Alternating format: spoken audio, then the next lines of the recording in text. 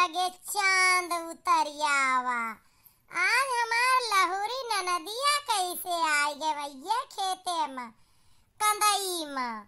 हमारे सबे कब से धान लगावत रहें, आज हमारे गोरका के चली आई। हमहू तो यहाँ देख के हैरान रह गए कि आज कैसे चांद उतरियावा जमीन पर। कहाँ बेराय बेराय चला थी, माटी में गुड़ नाय धरती। आज कैसे भैया हमारे सब तो करती रहन, काहे चली आयु बच्ची। वहाँ असमंजस में डार देश गली में आज चांद निकला। धरती धन्य हो गई, खेत धनी धनी। यह खेत का भाग्य जवन आज हमार लहुरी ननदिया कदम धई दी। बताओ बच्ची कैसे चली आयु। हे भौजी लोग इतना ना शर्मिंदा करा, हम जानियो हमरे शर्म लाग जाए। अब इतना ना हम बेरात का हम आसमान पर चली जो धरती पर ना, यही देख लिए देखा नंगे गोड़े आए। तोरे सब तो चप्पलों पहिरे होबू।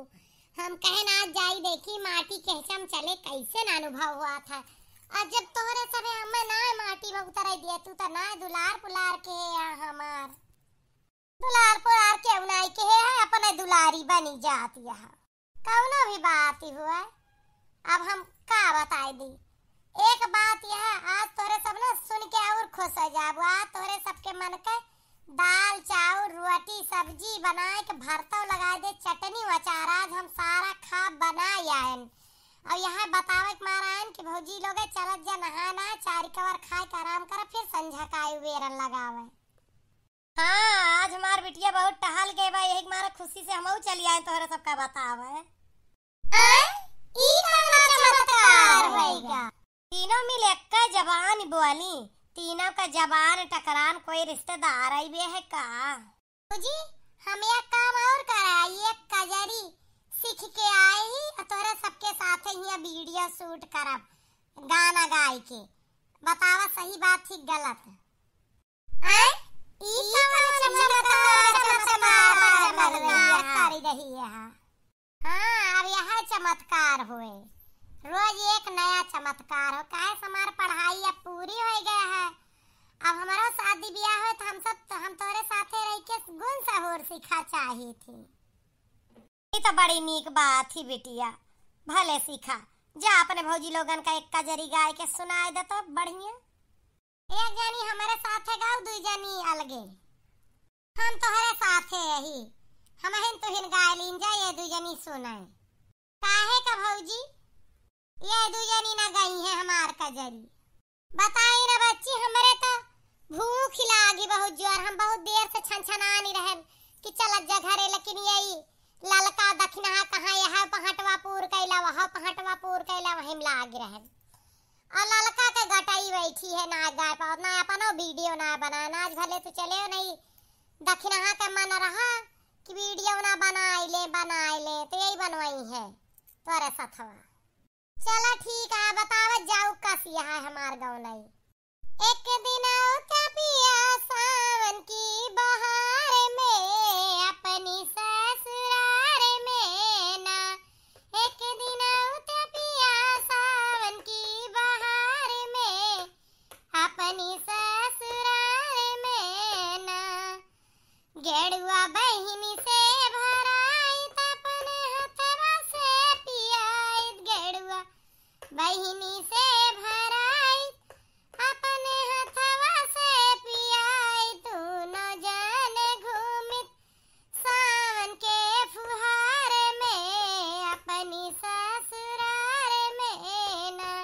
एक दिन औते पिया सावन की बहार में अपनी ससुराल में ना।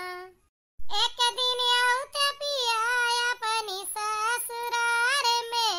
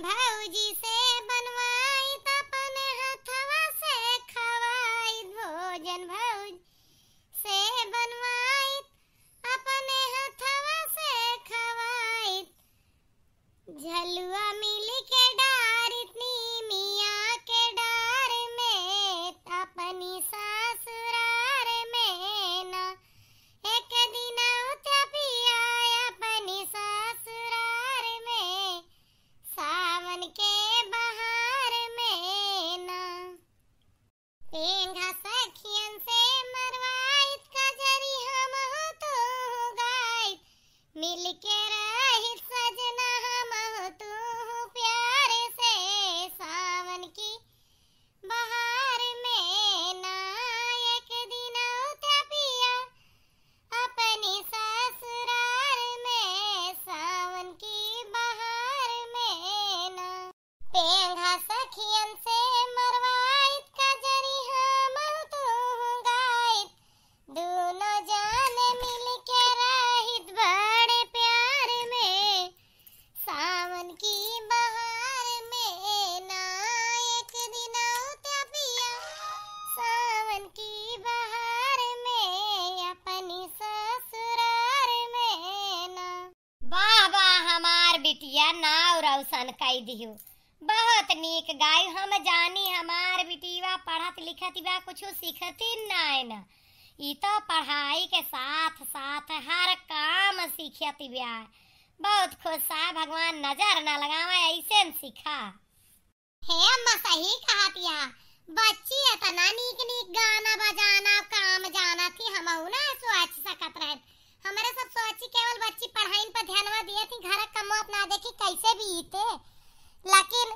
हमार नंदिया तो सबसियत आगे निकली बहुत नीक गवनई गाइस हमरे ऑडियंस से यह रिक्वेस्ट है हमरे नंद के गाना जरूर तारीफ करें पहली बार वो कजरी गावे कोशिश किया लेकिन लाजवाब कजरी गाए हैं हमहु आश्चर्य में पड़ गए बहनिया तरा नीक कहाँ से सीखी हमहु बताए दिया आज हमार दिल खुश होएगा है हमें आशा है हमारे ऑडियंसों का दिल खुश होए कैसी रही हमारे छटकी ननद का कजरी कमेंट के माध्यम से बताइए और पहली बार गाए हैं जब उनका हौसला बुलंद रहा है पूरा वीडियो देखिए कमेंट करिए वायरल कर दी है हमारे वीडियो का हमें आशा है हाँ हमहु का इंतजार रहे आप सबके कमेंट का जैसे न आप सब कमेंट करिए वैसे हमारा हौसला बढ़े हम आगे आपके लिए और अच्छा अच्छा काम करवाएं।